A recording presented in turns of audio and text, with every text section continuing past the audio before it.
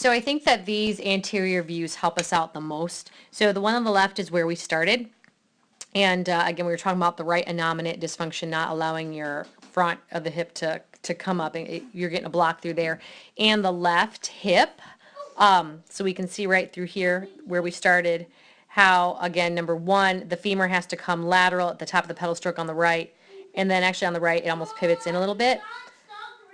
And then the left, the knee really comes lateral. Again, these are compensations because of the lack of mobility at the right innominate and the left hip. And you see how that also really adds to that rotation at the pelvis. And then that's where you go into that little bit of shift where you're trying to get off of that right side. Again, as we assessed, the left pelvis really struggles to get contact on that saddle.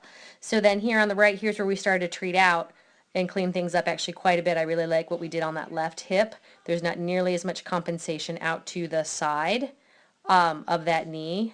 And then the right side better as well. It still comes out a little bit more, so I think we clean up the left hip a little bit better than that right innominate.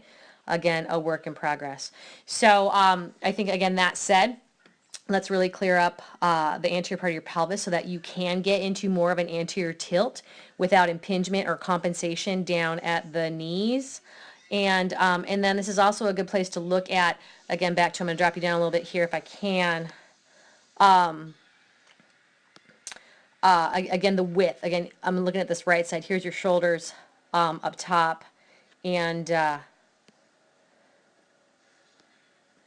again, shoulders with respect to your handlebar width. Again, just that discrepancy there, and I feel, sorry, I'm trying to get a good arrow. I feel like we don't have it, and again, my setup is not great. I'm not directly on you. I'm off a little bit, but I feel like we can't quite get a good line in which to weight bear through into your hands. Sorry.